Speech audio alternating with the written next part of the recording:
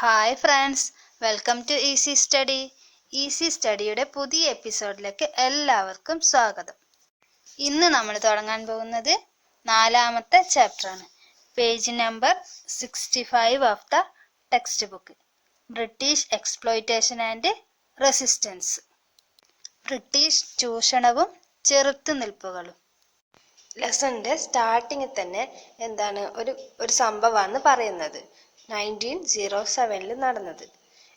അവിടെ എന്താണ് പറയുന്നതെന്ന് വെച്ചാൽ 1907 1907 ഒരു കർഷകന്റെ മകളുടെ കല്യാണമായിരുന്നു. അപ്പോൾ ആ കല്യാണത്തിന് പന്തലൊക്കെ ഇട്ട് അതിഥികളൊക്കെ വരുമല്ലോ. അപ്പോൾ അതിഥികളൊക്കെ വരുമ്പോൾ അദ്ദേഹം മധുര പാനീയങ്ങളൊക്കെ നൽകുന്നുണ്ടായിരുന്നു, പലഹാരങ്ങളും പാനീയങ്ങളൊക്കെ നൽകുന്നുണ്ടായിരുന്നു. അപ്പോൾ അതിൽ അവര് പഞ്ചസാര ഉപയോഗിച്ചിരുന്നില്ല, ശർക്കരയാണ് ഉപയോഗിച്ചിരുന്നത്. അപ്പോൾ ആൾക്കാർ ചോദിച്ചു, നിങ്ങളെന്താ ഇതിൽ പഞ്ചസാര ഉപയോഗിക്കാണ്ട് ശർക്കര ഉപയോഗിച്ചിരുന്നതെന്ന്. അപ്പോൾ ആ കർഷകൻ പറയൂ, പഞ്ചസാര എന്ന് പറയുന്നത് ബ്രിട്ടീഷുകാരുടെ ഉൽപ്പന്നമാണ്, അത് ഞങ്ങൾ ഉപയോഗിക്കില്ല. അതുകൊണ്ട് ഇന്ത്യൻ്റെ ഉൽപ്പന്നമായ ശർക്കര മാത്രമേ ഉപയോഗിക്കുന്നുള്ളൂ. ബ്രിട്ടീഷുകാരുടെ ഉൽപ്പന്നങ്ങൾ ഞങ്ങൾ ബഹിഷ്കരിച്ചിരിക്കുകയാണ്. ആ ഒരു സംഭവമാണ് അവിടെ കൊടുത്തിട്ടുള്ളത്. ഇനി അടുത്തത് അതിൻ്റെ താഴെ എന്താ പറയുന്നത്? What could be the reason for the people to boycott the British product? In what ways did the British rule affect the Indians? എന്തുകൊണ്ടാണ് ഇന്ത്യൻസ് ബ്രിട്ടീഷ് പ്രോഡക്റ്റ് ഒക്കെ ബോയ്ക്കോട്ട് എന്ന് പറഞ്ഞാൽ ഉപേക്ഷിച്ചത്? ബ്രിട്ടീഷുകാരുടെ ഭരണം എങ്ങനെയാണ് ജനങ്ങളെ എഫക്റ്റ് ചെയ്തത് എന്നൊക്കെയുള്ള കാര്യങ്ങളാണ് അടുത്തത് പറയാൻ വേണ്ടി പോകുന്നത്. പിന്നെ അതിനെന്താ പറയുന്നത് എന്ന് വെച്ചാൽ, നമ്മൾ പ്രീവിയസ് ക്ലാസ്സിൽ പഠിച്ചിട്ടുണ്ട് the establishment of the British rule by the subjugating princely state അല്ലേ. ഭരണത്തിന് കച്ചവടത്തിനായി വന്നിട്ട് അവരെന്താ ചെയ്തത്? ഓരോരോ സ്ഥലങ്ങൾ പിടിച്ചടക്കുക ചെയ്തത് അല്ലെ. അത് നമുക്ക് അറിയുന്നതാണ്. ബ്രിട്ടീഷുകാരിലൊക്കെ ഇന്ത്യയിൽ കച്ചവടത്തിനാണ് വന്നത്, എന്നിട്ട് പിന്നെ അവർ ഇവിടെ ഭരണം ഉറപ്പിക്കുകയാണ് ചെയ്തത്. അത് നമുക്ക് അറിയുന്ന കാര്യമാണ്. അപ്പോൾ പിന്നെ എന്താ പറഞ്ഞത്? It was during the span of the 100 years between the battle of Plassey in 1757 and the first war of Indian independence in 1857. എന്താണ് പറയുന്നത്? 1757 1757 പ്ലാസി യുദ്ധത്തിൻ്റെയും പിന്നെ ഫസ്റ്റ് വാർ ഓഫ് ഇൻഡിപെൻഡൻസ് ഒന്നാം സ്വാതന്ത്ര്യ സമരത്തിൻ്റെയും ഇടയിൽ. അപ്പോൾ എത്ര വർഷം? ഒരു 100 വർഷത്തെ ഗ്യാപ്പ് ഉണ്ട് അല്ലേ. 1757 1857 ആ ഒരു ഗ്യാപ്പിനുള്ളിൽ ബ്രിട്ടീഷുകാർ ഇന്ത്യയുടെ 3/4%, എത്ര ശതമാനം? ഏകദേശം 3/4 ഭാഗത്തോളം സ്ഥലവും 63% സ്ഥലവും ബ്രിട്ടീഷുകാർ കൈയടക്കിയിരുന്നു ഈ ഒരു 100 വർഷത്തിന്റെ ഇടയിൽ. പിന്നെ ബാക്കിയുള്ള സ്ഥലം, the rest of the regions were ruled by the native kings who had been subjugated to the British. ബാക്കിയുള്ള സ്ഥലങ്ങൾ എന്ന് പറഞ്ഞാൽ അത് ആരാ ഭരിച്ചിരുന്നത്? നാട്ടുരാജാക്കന്മാർ. എങ്ങനെയുള്ള നാട്ടുരാജാക്കന്മാരായിരുന്നു? ബ്രിട്ടീഷുകാരുടെ ഭാഗത്ത്, ബ്രിട്ടീഷുകാരുടെ കൂറുള്ള രാജാക്കന്മാരായിരുന്നു ബാക്കി സ്ഥലങ്ങൾ ഭരിച്ചിരുന്നത്. അപ്പൊ ആകെ പറഞ്ഞാൽ മൊത്തത്തിൽ ഇവരുടെ കൺട്രോളിലായി ഇന്ത്യയുടെ ഭരണം. ഓക്കെ, ഇനി അടുത്ത പേജിൽ നോക്കാലോ. പേജ് നമ്പർ 66 എന്താ പറഞ്ഞു നോക്കാലോ. അവിടെ ഒരു മാപ്പ് കൊടുത്തിട്ടുണ്ട്. ബ്രിട്ടീഷ് റൂളിന്റെ സമയത്ത് ഉള്ള ഇന്ത്യയുടെ മാപ്പാണ് അവിടെ കൊടുത്തിട്ടുള്ളത്. അപ്പൊ ഇപ്പൊ ഉള്ള പോലത്തെ അവസ്ഥയായിരിക്കില്ല അല്ലെ. അപ്പോൾ കുറെ പ്രദേശങ്ങൾ കൂടുതലുണ്ട് അവിടെ. ഓക്കെ, അടുത്തത് എന്താ പറയുന്നത്? Impact of the British policies. British പോളിസിന്റെ ഇമ്പാക്ട്, ഫലങ്ങളൊക്കെയാണ് അവിടെ പറയുന്നത്. ഓക്കെ, എന്താ പറയുന്നത്? Farmers were one of the immediate victims of the British rule. It was the land revenue system implemented by the British that destroyed the backbone of the farmers. എന്താണ് പറയുന്നത്? ഈ ബ്രിട്ടീഷുകാർ മെയിനായിട്ട് ആരെയാണ് ചൂഷണം ചെയ്യാൻ വേണ്ടി തുടങ്ങിയത്? ഫാമേഴ്സിനെ. എങ്ങനെ, ഏത് രീതിയിലാണ് അവർ ഫാമേഴ്സിനെ ചൂഷണം ചെയ്യാൻ വേണ്ടി തുടങ്ങിയത്? ഇമ്പോസ് ഹൈ ടാക്സസ് അല്ലേ. അപ്പൊ ലാൻഡ് റവന്യൂ സിസ്റ്റംസ് ഒക്കെ കൊണ്ടുവന്നു. പിന്നെ കൂടുതൽ ടാക്സുകൾക്ക് ചുമത്തിയിട്ടാണ് ഫാമേഴ്സിനെ ഇവർ എക്സ്പ്ലോയിറ്റ് ചെയ്യാൻ വേണ്ടി തുടങ്ങിയത്. അപ്പൊ ഇങ്ങനെ ഈ ടാക്സ് ഒക്കെ ചുമത്തിയപ്പോൾ ഫാമേഴ്സിന് അതൊരു ഒരു വിഷമുണ്ടാക്കുന്ന കാര്യമായിരിക്കും അല്ലെ. അവർക്കത് താങ്ങാൻ വേണ്ടി സാധിക്കില്ല, ഹൈ ടാക്സ് ഒക്കെ ഇമ്പോസ് ചെയ്താൽ. പിന്നെ എന്തിനാണ് ഇവർ ഇതൊക്കെ ചെയ്തത്? ഈ ബ്രിട്ടീഷുകാർ അവരുടെ ഇൻകം മാക്സിമൈസ് ചെയ്യാൻ വേണ്ടി, മാക്സിമൈസ് ദ ഇൻകം. ഓക്കെ, പിന്നെ എന്താ പറയുന്നത്? The land revenue system implemented in various regions under the British rule was different.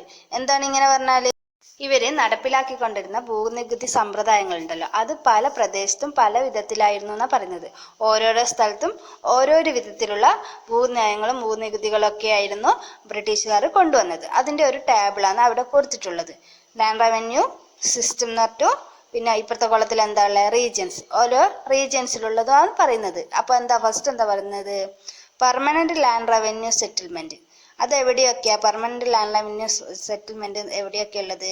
Bengal, Bihar and Orissa റീജിയൻസിൽ. അവിടെയൊക്കെയാണ് പെർമനന്റ് ലാൻഡ് റവന്യൂ സെറ്റിൽമെന്റ് എന്ന് പറഞ്ഞ സിസ്റ്റം ഉള്ളത്. ഓക്കെ. അടുത്തത് എന്താ പറഞ്ഞത്? റയറ്റ്വറി സിസ്റ്റം. റയറ്റ്വറി സിസ്റ്റം എവിടെയൊക്കെയാ ഉള്ളത്? South Indian regions. South Indian regions എന്ന് പറയുമ്പോൾ നമ്മുടെ കേരളം, തമിഴ്നാടൊക്കെ വരുന്ന ആ ഒരു പ്രദേശത്ത്. ഓക്കെ. പിന്നെന്താ പറയുന്നത്? മഹൽവാരി സിസ്റ്റം. മഹൽവാരി സിസ്റ്റം എവിടെയാ ഉള്ളത്? North west regions. ഓക്കെ. അപ്പൊ ഇങ്ങനെ ഓരോരോ സ്ഥലത്തും ഓരോരോ വിധത്തിലുള്ള നികുതി ഭൂസമ്പ്രദായങ്ങളാണ് ഇവർ ഏർപ്പെടുത്തിയിരുന്നത്. അതിന് ഓരോരോ പേരും ഇട്ടിരുന്നു. ഓക്കെ. ഇത് ക്ലിയർ ആയില്ലേ? ഇനി നോക്കാലോ എന്താണെന്ന് നോക്കാലോ അടുത്തൊക്കെ. ഇനി അടുത്ത പേജിൽ എന്താ പറയുന്നത്? Features of permanent land revenue settlement.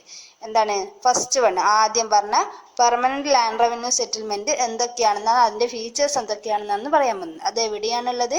Bengal, Bihar and Orissa എന്നീ സ്ഥലങ്ങളിലാണ് ഇവർ ഈ പെർമനന്റ് ലാൻഡ് റവന്യൂ സെറ്റിൽമെന്റ് നടത്തിയിരുന്നത്. ഓക്കെ. അതിന്റെ ഫീച്ചേഴ്സ് നോക്കാലോ. The permanent land revenue settlement, the tax was collected by zamindars. എന്താണ്? ഈ പെർമനന്റ് ലാൻഡ് റവന്യൂ സെറ്റിൽമെന്റിൽ ടാക്സ് കളക്ട് ചെയ്യാൻ വേണ്ടി ആരെയാണ് ഏൽപ്പിച്ചിരുന്നത്? ജമീന്ദാർ എന്ന് പറഞ്ഞ ഒരു ഗ്രൂപ്പിനെയാണ് ടാക്സ് കളക്ട് ചെയ്യാൻ വേണ്ടി നിയമിച്ചിരുന്നത്. ഓക്കെ. ഒരു പ്രദേശത്തെ നികുതിയൊക്കെ കളക്ട് ചെയ്യുന്നിരുന്ന ആരായിരുന്നു? ജമീന്ദാർസ് ആയിരുന്നു. ഓക്കെ. ഓരോരോ പ്രദേശമായിട്ട് അവർക്ക് വേർതിരിച്ച് കൊടുക്കുക ചെയ്തിട്ടുള്ളത്. അപ്പൊ രണ്ടാമത്തെ പോയിന്റ് എന്താ പറഞ്ഞത്? Zamindars was the owner of the entire land where he had the jurisdiction to collect tax. Jurisdiction എന്ന് പറഞ്ഞാൽ അധികാരപരിധി. അപ്പൊ എന്താണ്? ഈ കളക്ട് ചെയ്യാൻ പോയ ജമീന്ദാർമാർ അവരുടെ അധികാരപരിധിയിലുള്ള ലാൻഡിന്റെ എല്ലാം ഓണർമാരായി മാറി എന്നാ പറയുന്നത്. ഇനി മൂന്നാമത്തെ പോയിന്റ് എന്നാ പറയുന്നത്? While the zamindars became the owners of the land, the actual farmers became tenants. അങ്ങനെ പറഞ്ഞാൽ എന്താ? ജമീന്ദാർസ് ഓണേഴ്സായി മാറി എന്ന് പറഞ്ഞല്ലോ ലാൻഡിന്റെ. അപ്പോൾ ഈ ഫാമേഴ്സ്, കർഷകർ എന്തായി മാറി? കുടിയാന്മാരായി മാറി അല്ലെ?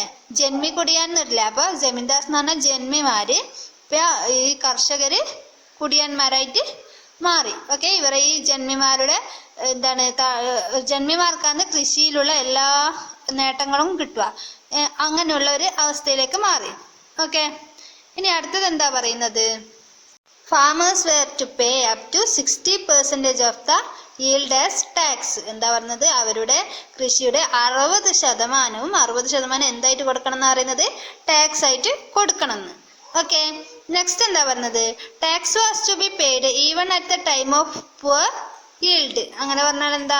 ഈ ടാക്സ് എല്ലാ സമയത്തും കൊടുക്കണം. മോശമായ സമയത്ത് എന്ന് പറഞ്ഞാൽ പുവർ yield എന്ന് പറഞ്ഞാൽ മോശമായ സമയം. മോശമായ സമയത്ത് എന്ന് പറഞ്ഞാൽ ഈ കൃഷിയൊന്നും നല്ല രീതിയിൽ ഉണ്ടായിട്ടില്ലെങ്കിലും എന്ത് ചെയ്യണം? ടാക്സ് കൊടുക്കണം. അവർക്ക് അതൊന്നും അറിയണ്ട. അവർക്ക് ടാക്സ് കിട്ടിയാൽ മതി. കൃഷിയിൽ നേട്ടം ഉണ്ടായിട്ടുണ്ടോ നഷ്ടമാണോ എന്നൊന്നും അവർക്ക് അറിയേണ്ട കാര്യമില്ല. എങ്ങനെയായാലും അവർ ഫിക്സ് ചെയ്ത് ആ ഒരു ടാക്സ് അവർക്ക് കിട്ടിയിരിക്കണം. ഓക്കെ. ഇനി അടുത്തത് എന്താ പറയുന്നത്? The tax was to be paid in cash strictly before the cut off day. Before introducing this system tax could be paid in kind. അങ്ങനെ പറഞ്ഞാൽ എന്താണ്? ഇവര് എന്തായാലും പൈസ തന്നെ കൊടുക്കണം. ടാക്സ് ആയിട്ട് പൈസ തന്നെ കൊടുക്കണം എന്നുള്ള ഒരു കണ്ടീഷൻ വന്നു. അപ്പോൾ ആദ്യം ഇതിനു മുമ്പ് പൈസ ആയിട്ട് തന്നെ കൊടുക്കേണ്ടി വന്നിരുന്നില്ല. Tax could be paid in kind. സാധനങ്ങളൊക്കെ ആയിട്ടായിരുന്നു ആദ്യം ടാക്സ് പേ ചെയ്തത്. പക്ഷെ ഈ ജമീന്ദാർസ് ഈ കളക്ട് ചെയ്യുന്ന ഈ സിസ്റ്റം വന്നത് മുതൽ എന്താ ചെയ്തത്? ഒരു പൈസ ആയിട്ട് തന്നെ ടാക്സ് കൊടുക്കേണ്ട ഒരു സ്ഥിതി വന്നു. ഓക്കെ. ഇത്ര എല്ലാവർക്കും ക്ലിയർ ആയില്ലേ? അപ്പോൾ ഈ പെർമനന്റ് ലാൻഡ് റവന്യൂ സെറ്റിൽമെന്റ് എവിടെയാണ് നടപ്പിലാക്കിയത്? ബംഗാൾ, ബീഹാർ ആൻഡ് ഒറീസ. ഓക്കെ. അപ്പോൾ പിന്നെ അടുത്തത് എന്താ പറയുന്നത്? Lord Cornwallis British governor general introduced this system. ആരാണ് ഈ സിസ്റ്റം കൊണ്ടുവന്നത്? Lord Cornwallis. കോൺവാലിസ് പ്രഭുവാണ് കൊണ്ടുവന്നത്. അദ്ദേഹം ആരാണ്? Governor general. Okay. British governor general. ഇനി അടുത്തത് എന്താ പറയുന്നത്? ഇൻ ദ റൈറ്റ് വാരി system introduced in south India. South ഇന്ത്യയിലാണ് ഏത് സിസ്റ്റം കൊണ്ടുവന്നത്?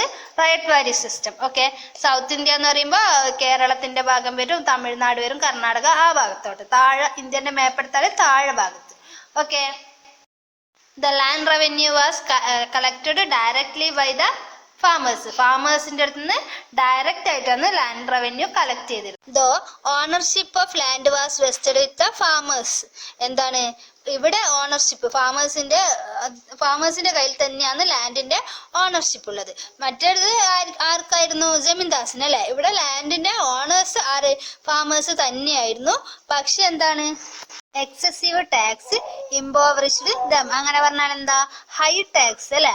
ഹൈ ടാക്സ് ചുമത്താൻ വേണ്ടി തുടങ്ങി. അപ്പൊ ഹൈ ടാക്സ് ചുമത്തുമ്പോൾ എന്താ സംഭവിച്ചത്? ഫാമേഴ്സിന് ഇത് താങ്ങാൻ പറ്റാത്ത അവസ്ഥയായി അല്ലെ. ഹൈ ടാക്സ് എന്ന് പറയുമ്പോൾ എങ്ങനെയാ? ഇടയ്ക്കിടെ വർദ്ധിപ്പിക്കാൻ വേണ്ടി തുടങ്ങി. ഓക്കെ, ഇനി അടുത്തത്. In the Mahalwari system the village headman was assigned the responsibility of collect tax. ഈ മഹൽവാരി സിസ്റ്റത്തിൽ ആരാണ് ടാക്സ് കളക്ട് ചെയ്യുക? വില്ലേജ് ഹെഡ്മാൻ എന്ന് പറഞ്ഞാല് ഗ്രാമത്തലവൻ. The tax rate was excessive in this system too. ഈ സിസ്റ്റത്തിലും ടാക്സ് എന്തായിരുന്നു? ടാക്സ് റേറ്റ് വളരെ കൂടുതലായിരുന്നു. ഓക്കെ, പിന്നെ എന്താ പറയുന്നത്? ദ എൻറ്റയർ വില്ലേജിന്റെ ബ്രാക്കറ്റിൽ മഹൽ എന്ന് കൊടുത്തിട്ടുണ്ട്. Was consider as A single unit four tax collection. ഈ വില്ലേജിനെ ഓരോരോ മഹലായി തിരിച്ചിട്ടാണ് ടാക്സ് കളക്ട് ചെയ്തുകൊണ്ടിരുന്നത്. ഓക്കെ, അപ്പൊ ഇത്രയും കാര്യങ്ങൾ ക്ലിയർ ആയില്ലേ? ഈ മഹൽവാരി സിസ്റ്റം എവിടെയാണെന്ന് പറഞ്ഞത്? North west regions. ഓക്കെ, അപ്പൊ ഇവിടെ 3 ലാൻഡ് റവന്യൂ സിസ്റ്റത്തിന്റെ കാര്യമാണ് പറഞ്ഞത്. ഇതെല്ലാവർക്കും ക്ലിയർ ആയില്ലേ? ഇനി അടുത്തത് നോക്കാലോ. അതിനു മുമ്പ് നിങ്ങൾ ഈ ചാനൽ ആദ്യമായിട്ടാണ് കാണുന്നതെങ്കിൽ ഇതിന്റെ താഴെ ഒരു ചുവന്ന സബ്സ്ക്രൈബ് ബട്ടൺ ഉണ്ട്, അത് ക്ലിക്ക് ചെയ്യുക. ഈ ചാനൽ കാണുന്ന ആരെങ്കിലും സബ്സ്ക്രൈബ് ചെയ്യാൻ മറന്നു പോയിട്ടുണ്ടെങ്കിൽ ആ ചുവന്ന സബ്സ്ക്രൈബ് ബട്ടണിൽ ക്ലിക്ക് ചെയ്ത് ഒന്ന് സബ്സ്ക്രൈബ് ചെയ്തേക്കണേ. Next, the land revenue policies implemented by the British affected the agricultural sector. എന്താണ് പറഞ്ഞത്? ഇങ്ങനെ ഈ പോളിസി, ലാൻഡ് റവന്യൂ പോളിസീസ് ഒക്കെ കൊണ്ടുവന്നത് ഏതിനെയാണ് ദോഷകരമായി ബാധിച്ചത്? അഗ്രികൾച്ചറൽ സെക്ടറിനെ. Okay, when they were unable to pay tax in the form of money before the deadlines. എന്താണ് പറയുന്നത്? ഈ പാവപ്പെട്ട കർഷകർക്ക് ഇവർ പറഞ്ഞ സമയത്തിന് ടാക്സ് അടക്കാൻ വേണ്ടി സാധിച്ചിരുന്നില്ല. കാരണം കൃഷിയിൽ നിന്ന് വരുമാനമൊന്നും കാര്യമായിട്ട് ലഭിച്ചിരുന്നില്ല. അപ്പൊ അവരെന്താ ചെയ്തത്? they had to take a loan from money lenders at a high rate of interest. അവര് ഉയർന്ന പലിശക്ക് പണം കടം വാങ്ങാൻ വേണ്ടി തുടങ്ങി. കർഷകർക്ക് ഇവര് വെറുതെ പൈസ കടം കൊടുക്കൂലല്ലോ അല്ലെ. അപ്പൊ എന്താ ചെയ്തത്? കർഷകര് അവരുടെ ഭൂമി പണയം വെച്ചിട്ടാണ് പൈസ കടം വാങ്ങിയത്. ഓക്കെ, ഭൂമി പണയം വെച്ച്. അപ്പൊ ഇവരുടെ പലിശ നിരക്ക് വളരെ കൂടുതലായിരുന്നു. അപ്പോൾ ഈ പാവപ്പെട്ട കർഷകർക്ക് എന്താണ് ഈ ലോൺ എടുത്തത് തിരിച്ചടക്കാൻ വേണ്ടി സാധിച്ചിരുന്നില്ല. അങ്ങനെ ഈ കർഷകരുടെ ഭൂമി ആരെ കയ്യിലേക്ക് വന്നു? ഈ ജന്മിമാരുടെ കയ്യിലേക്കോ ഈ പലിശ കൊടുത്ത ആൾക്കാരുടെ കയ്യിലേക്ക് കർഷകരുടെ ഭൂമി പോകാൻ തുടങ്ങി. ഓക്കെ, അപ്പൊ ഇത്രയും ക്ലിയർ ആയില്ലേ? അപ്പൊ ഇന്നത്തെ ക്ലാസ് ഇത്രയേ ഉള്ളൂ. ഇനി അടുത്ത ഭാഗമൊക്കെ നെക്സ്റ്റ് ക്ലാസ്സിൽ പറയാം. എല്ലാവർക്കും ഈ വീഡിയോ ഇഷ്ടപ്പെട്ടിട്ടുണ്ടെങ്കിൽ ലൈക്ക് ചെയ്യുക, ഷെയർ ചെയ്യുക, തൊട്ടൊന്ന് ബെല്ലൊന്ന് ക്ലിക്ക് ചെയ്യുക. Thank you.